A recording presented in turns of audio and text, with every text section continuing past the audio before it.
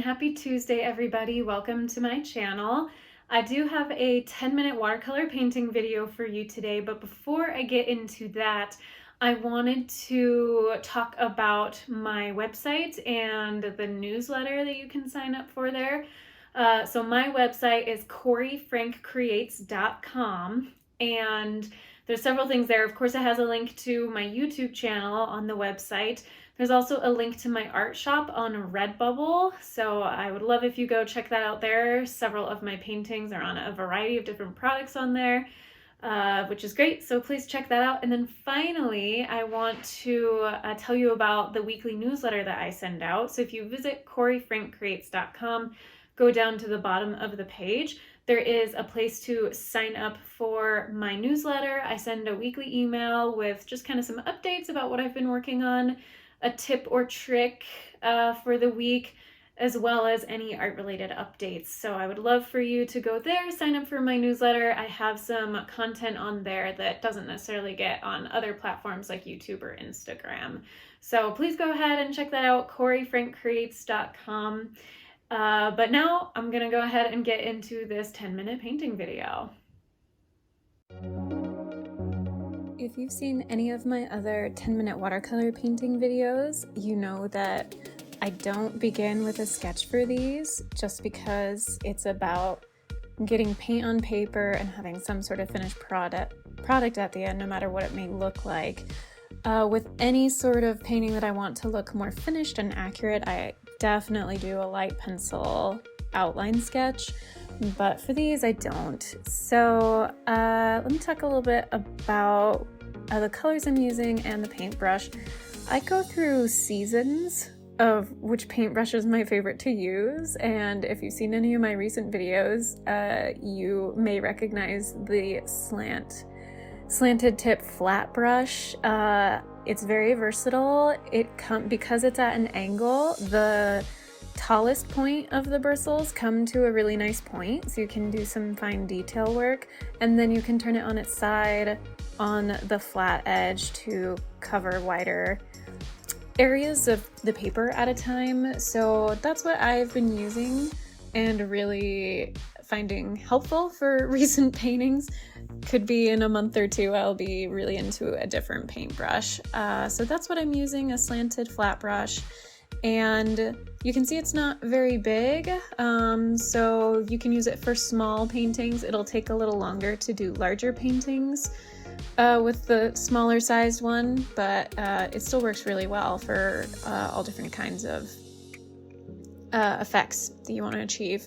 So I am not being too careful with having pre-mixed colors for this, and you probably cannot tell yet what this image is going to be because I'm not too far yet, but it's a fox, so we're working on the nose and a little bit of the snout right there. I'm using burnt sienna for that orangey color. If this were a longer painting, I would have pre-mixed some colors on my palette to make them more accurate, but again, these quick 10-minute paintings are more for just getting something down on paper. And if you want to follow along, that would be great. This is in real time, so you can follow along if you'd like. I am currently using black. I used black for the nose, and this portion where it's kind of the line of the mouth where the top and bottom jaw meet is a little dark, but again, I'm not worrying too much about exact shading and tone. I just want to get something that's recognizable on the paper. So that's kind of what this is about at the beginning stages. Again, that's a pretty dark amount of black I put on there. I did lighten it up a little bit, but it's quite a bit darker than it is in the reference image. And as always, the reference image I used is linked in the description. It's from unsplash.com. They have copyright-free photos on there, but I always like giving the photographer credit because they have really beautiful work, definitely worth recognizing.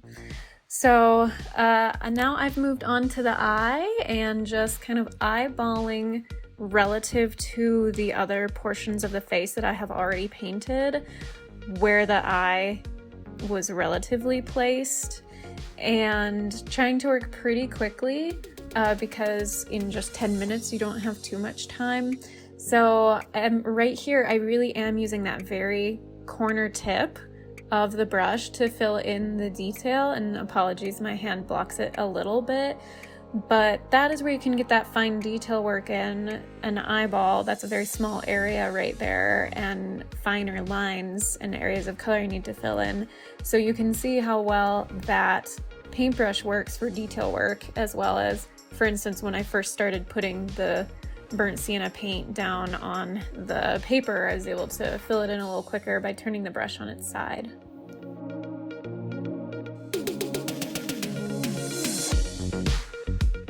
So definitely looking a little more like some sort of animal face here, and the length of the snout and the coloring hopefully is a clue that it is a fox at this point. I was really putting quite a bit of water down in several spots to get larger areas of color filled in, as well as just having it be a little more abstract. I wasn't being really detailed with getting too many fur type textures in there, but enough that you kind of got little hints of kind of fur and lines here and there, especially in this portion right here where you have the line of the mouth. You can see a little bit of kind of those finer lines that I used with the tip of the brush to suggest a fur texture.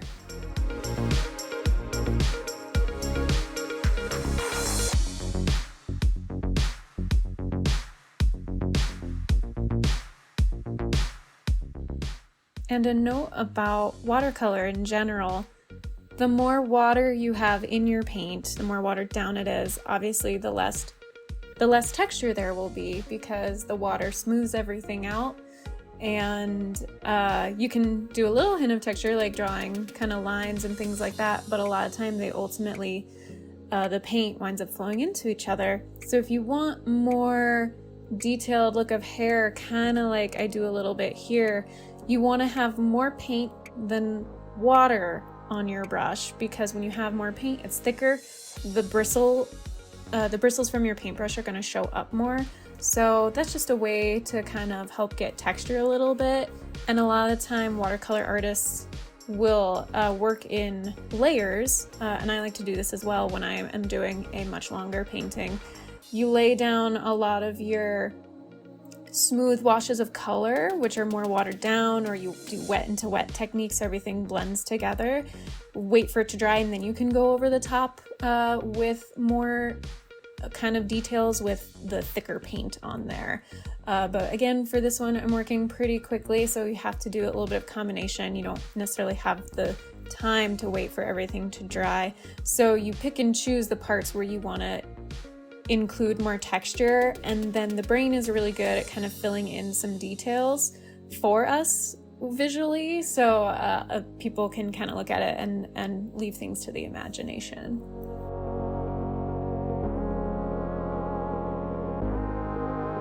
There's a little bit of texture. You can tell the paint's a little thicker and darker.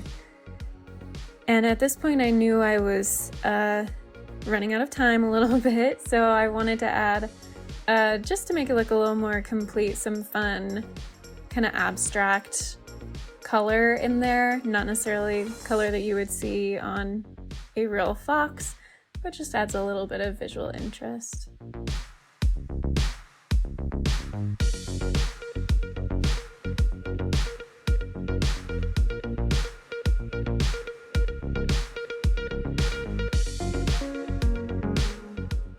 Oh, I forgot to talk a little bit about color. So that color I just used, that sort of dark brown, just middle of the road brown, is the burnt umber. No, sorry. Yeah, burnt umber. And then I was using raw sienna, which is that almost yellowy golden color for parts of the ear and a little bit of the fur at the back of the head. So really not too much color use here. I do add right here a little bit of cadmium yellow medium. The red is cadmium red light. It's a very orangey type tone. It's not like a pure red. It has a lot of orange overtones in it.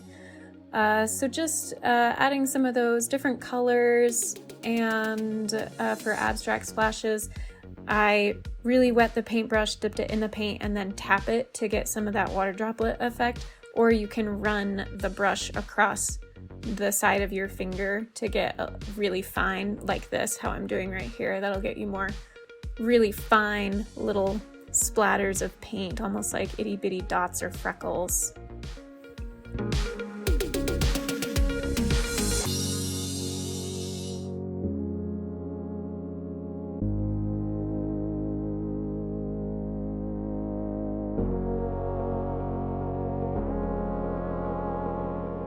I had just only about 30 seconds left here, and so I wanted to quickly darken the nose a little bit, and then realized I needed to hustle and get that final. Oh, I did use a little bit of Payne's Gray on that bottom of the chin, or kind of the neck portion, and Payne's Gray is one of my favorite colors to use with watercolor, so I decided to use that for the signature. Maybe went about 5 seconds over 10 minutes, 5 or 10 seconds, something like that. But ultimately, adding that signature really took me right to the end of the 10 minutes. And there's the final piece.